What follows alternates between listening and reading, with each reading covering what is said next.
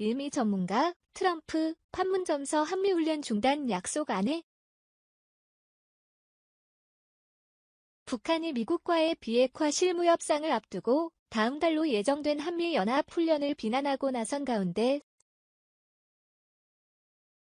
지난달 판문점 회동에선 연합훈련 중단이 거론되지 않았다는 지적이 나왔다.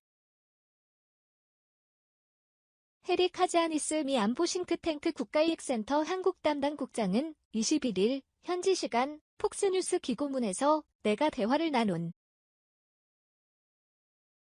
복수의 백악관 관계자 및 한국 당국자들은 트럼프 대통령의 한미연합훈련 중단 약속에 대해 전혀 모른다고 말한다고 지적했다. 앞서 북한은 지난 16일 외무성 대변인 담화를 통해 판문점 조미, 북미, 순회상봉을 계기로 조미 사이의 실무협상이 일정해 오르고 있는 때에 미국은 최고위급에서 항공약을 어기고 남조선과 합동군사연습 동맹 19일을 벌려놓으려 하고 있다고 비난한 바 있다. 카지아니스 국장은 그러나 백악관과 한국 당국자들이 아는 바에 따르면 그 문제, 한미연합훈련 중단은 최근의 만남, 판문점 회동 동안 트럼프 대통령과 김정은 북한 국무위원장 사이에서 논의조차 되지 않았다고 강조했다. 그는 또 트럼프 대통령은 예전에 연합훈련과 관련한 약속을 했지만 북한이 언급하지 않은 중요한 부분이 있다고 지적했다. 이어 지난해 6일 북미 정상회담 당시 상황을 거론 트럼프 대통령은 미국과 한국의 군사훈련 무기한 중단에 동의한 적이 없다고 했다. 트럼프 대통령이 당시 북미 간 협상이 진행 중인 상황을 고려해 추후 예정돼 있던 한 차례의 훈련을 취소했을 뿐이라는 게 카지아니스 국장의 논리다. 그는 북한과 미국은 트럼프 대통령이 약속한 바에 대해 큰 생각의 차이를 갖고 있다고 설명했다. 카지아니스 국장은 김 위원장은 트럼프 대통령이 약속을 어겼다고 생각하는 것 같다며 이는 큰 문제고 최악의 시나리오다. 약속 위반은 미국과 북한을 파멸적인 핵전쟁 직전 상황으로 되돌릴 수 있다 했다. 이어 이건 모두 단순한 오해 때문일 수 있다고 강조했다. 그는 다만 트럼프 대통령의 그간 발언이 이 같은 오해를 자초했을 수 있다는 분석도 내놨다. 그는 트럼프 대통령이 싱가포르 정상회담 기자회견에서 자신의 정확한 발언을 분석하면서 한미연합훈련 동결 지지 의사를 표했다고 했다. 그는 그러면서도 적어도 한 가지는 분명하다. 트럼프 대통령은 2개의 대규모 훈련을 중단했다고 강조했다. 싱가포르 회담에서의 약속은 이행됐다는 것이다. 이어 미 국방부는 추가 훈련 중단은 북한과의 선의의 협상에 달려있다고 했었다고 강조했다. 북한이 한미 군사훈련을 이유로 북미 비핵화 협상을 미룰 경우 오히려 훈련 지속 명분이 된다는 지적도 나왔다. 카지아니스 국장은 북한은 실무회담 날짜나 시간을 확정하지 않았다며 이 경우 미국은 연합훈련 방향으로 나아갈 것으로 보인다. 이는 트럼프 대통령의 어떤 약속도 위반하지 않는다고 했다. 이어 북한이 향후 며칠 안에 비핵화 실무 협상 날짜화 시간에 동의한다면 트럼프 대통령은 트위터를 통해 연합훈련 중단을 선언할 수도 있다며 이는 위기를 방지하고 외교활동에 방해가 생기지 않도록 할 것이라고 했다. 그는 결론적으로 북미 협상은 아직 깨지기 쉬운 상태다. 외견상 아무리 중요하지 않아 보이더라도 단어 하나하나가 중요하다며 한 번의 잘못된 움직임 또는 오해가 북미를 지난 2017년 핵전쟁 위협 상황으로 돌려놓을 수 있다. 그런 날은 다시 오지 않길 바란다고 했다. 2. 북 김정은 벤츠 경로, 데이터 분석 통한 탐사 결과. 김정은 북한 국무위원장의 벤츠 차량이 밀수입된 경로는 데이터 분석 기법을 활용한 과학적 탐사 추적 방식으로 밝혀냈습니다. 평균 연령이 20대 중반인 젊은 이공계 분석가들이 전통적인 방식의 북한 분석과는 다른 각도에서 접근한 결과이지요.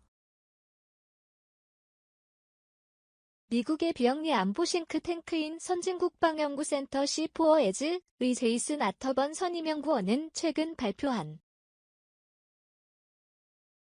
북한의 전략적 조달 네트워크 분석 보고서가 나온 과정에 대해 이렇게 설명했다. 이 보고서는 김 위원장의 벤츠 차량 마이바흐 S600 2대가 한국과 일본을 포함한 5개 국가를 거쳐 북한으로 밀반입되는 과정을 상세히 분석한 내용으로 주목받았다.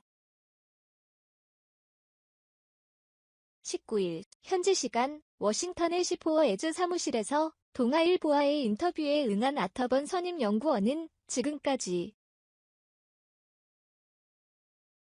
북한에 밀반입되는 사치품 분석은 굶주리는 주민들을 외면하고 정권 엘리트들이 비싼 호화 제품을 사들인다는 등 인권 혹은 국내 정치적 차원에서 접근한 게 대부분이었다며 반면 이번 연구는 의미 부여나 평가를 배제한 데이터 분석이라는 점에서 차이가 있다고 설명했다. 보고서에 따르면 2015에서 2017년 사이 북한에 사치품을 수출하는 과정에는 무려 90개 나라가 관여했다. 이번에 경로가 확인된 김 위원장의 마이바흐 S600 차량의 경우 이를 적재한 컨테이너가 네덜란드 로테르담 항구에서 출발해 중국 다른 일본 오사카, 한국 부산항, 러시아 나호카까지 선박으로 옮겨졌다. 이후 러시아 블라디보스토크에서 북한 화물기를 통해 북한으로 최종 반입된 것으로 보인다.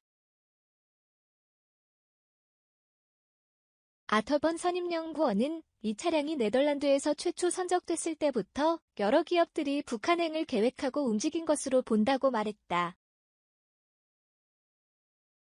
도형선박, 두영쉬핑이라는 한국 기업이 연루돼 있는 것과 관련해서도 문제의 차량을 운송한 선박의 소유회사로 앞서 북한산 석탄의 불법 환적에 연루됐던 선박도 소유하고 있다며 여러 정황을 고려했을 때 북한으로 들어갈 것을 몰랐다고 보기는 어렵다고 주장했다.